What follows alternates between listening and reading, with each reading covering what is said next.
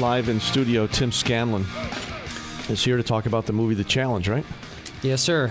Local cast. You have, of course, a professional cast, but you've got some local people, especially some of the schmoes from here making some appearances. And Ray Rinaldi, right? Yes. Who plays a major role in this? He does. He has a supporting part in there. He plays himself, yet I did give him a type character. Right, sure. Naturally. He's got. I'll tell you what, he looks like an actor, doesn't he? He looks good. He looks good. He's natural in some ways, and some things I had to get out of him. Right. Sure. So how'd you come up with? First of all, what's the movie about?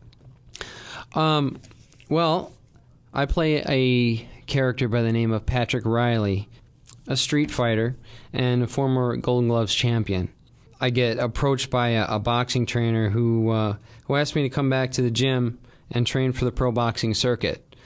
And then, once at the gym, I run into Ray Rinaldi's grandson, Damien, and he's literally a pro boxer in real life, too. So he plays himself as well in the film. Okay. Once I run into him, we clash after I see that his manager is prompting a situation between me and Damien. Mm-hmm. So this says that you wrote it, directed it, you edited it, you produced it, you star in it. Yes, yes. It's a lot of work. I guess so, man. Are you kidding me? Man, wow. So why did you do? I mean, how can you do something like this? I mean, if it's easy, then everyone would do it. Obviously, it's not easy. So explain to me the genesis of this whole thing. I mean, how did you even begin to come up with this? Well, I didn't really know Ray, to tell you honestly, and I had spoke to. He had helped me on a few of my other films before this, and I didn't know his background either. I guess he was a troubled youth, and he had met Ray when he was a young man, and he told me about how they opened up another gym over on Getty's. Mm-hmm. And so I said, I'd really like to see that. And it just so happened that we were driving by one day and went in there. I met Ray. I said, this would be a great location for a film. Would you like to see one of mine? And I showed him one of my films. And he goes, that was pretty good. And I said, I can come up with an idea and shoot a little boxing film, Street Fighter boxing thing. I have to think about it. But he goes, if the script is good, I wouldn't say no to you.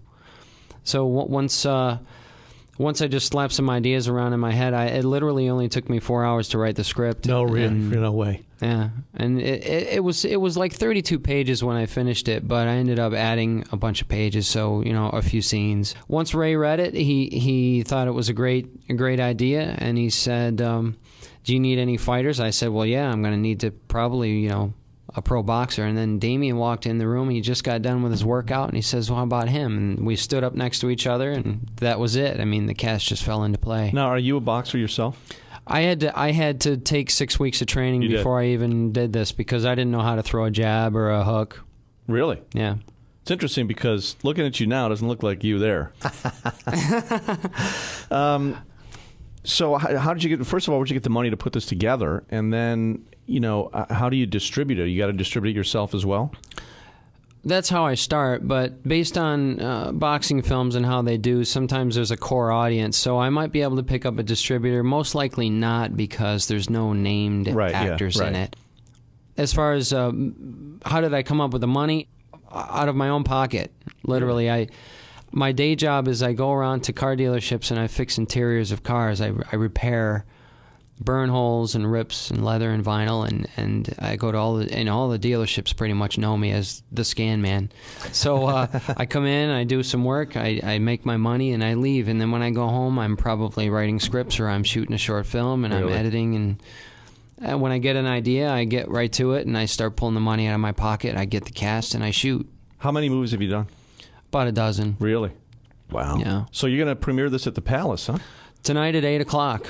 Fantastic. What a place that is. It is. It is. I understand you know Mike Haggerty. Oh, yeah, very well. Yeah, he's a friend of the program, and he's a friend of mine. Have you seen it yet on that screen? Yeah, we tested it out last night and a little bit today. It must look great. It looks good. It looks good. How long is it? A little over 49 minutes. Is that what you... do you have a... when you sit down to write a film, do you have a length in mind, or it's just whatever comes out? I usually, you know, I want to do a 20-minute film, and it ends up being close to an hour. And I really, I wish it would be shorter because the time into it would be much less. And how long did it take you to do the movie? It started in late August, and I finished 3 weeks ago. Really? Yeah. How long did it take you to actually shoot it? I guess, you know, if I had a big budget and a studio behind me, I'd have it done in a week. Right. But it's not. That's not what happens, unfortunately. No. What do Ron and Becky and Marty, the one-man party, and Shannon do? Ron and Becky, they open up the film after the credits roll. They open up and they say what's going on. They start talking about the underground fighting scene and how much money's being bet on this one match that's forming at the abandoned Palace Theater. So we made that look like a something that's been closed down for over 20 years. No kidding. Yeah. So they play themselves? They play themselves, and Marty and Shannon also play themselves, and they talk about the hype that's going on between my character and Damien Rinaldi's character, Street Fighter versus Boxer. MySpace kind of has a little play in there too, because MySpace, you know, makes up a page, and people are making bets through that page. Mm-hmm. Well, that's interesting because, you know, MySpace is so much a part of the culture now. How did those guys do in their roles? Everybody did great, outstanding. Did you come in here to shoot it, or did you do it somewhere else? I came into the studio. You did? Yeah. Yeah. Wow. This is tremendous. Now, is this some kind of a fundraiser for anybody, or? Yeah, exactly. It's a fundraiser for Syracuse Golden Gloves. It is. And Troubled Ray, Youth. Yeah. So you never boxed before at all, or did anything like that? No. Because you look like you're in good shape. Oh, yeah. Well, I try to take care of myself. Did you have to work out and buff up and do the whole thing? I didn't really buff up. I mean, I work out on a regular basis, like, you know, 3 or 4 times a week anyway. So it was a crash course, though, because, you know, when I ran into Damien the first day of training, I said, what should I do as you know, my first time out? He goes, well, you can do the workout with me. And I was like, okay. And he's 25 years old, right? And I just turned 40. So he goes, well, why don't you do the 6 3-minute rounds, you know, in the ring, and then why don't we'll hit the heavy bag and do some jump rope. And you wouldn't believe what happened. The next day, I had to go to the hospital because my whole body was just Did you really? Yeah. Now, see, when I was younger, I boxed a little bit, amateur type thing. And it's the hardest thing I've ever done. When he says 6 3-minute rounds, by the end of the second one, you're like, okay, I can't lift my arms. So, yeah, you know, what am I supposed to do now? That's not Damien right there, is it? No. Okay, because he's gigantic. That guy right there is huge. Damien is the third from the right on the smaller pictures on the bottom. So you guys are about the same size?